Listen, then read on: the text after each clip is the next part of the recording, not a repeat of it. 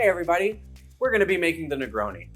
The Negroni is a classic Italian cocktail which blends bitterness from the Campari, sweetness from the vermouth, and some really nice herbal floral notes from the gin.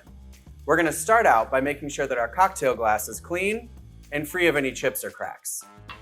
Next, I'm going to fill my cocktail shaker with ice, and to my cocktail shaker, I'm going to add an ounce of Campari, an ounce of gin, and an ounce of our sweet vermouth. We are going to stir to combine.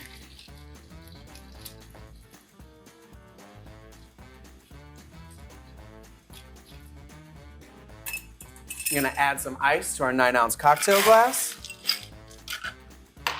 And now I'm going to strain the contents of our shaker over the fresh ice. For a garnish, I'm going to take an orange peel,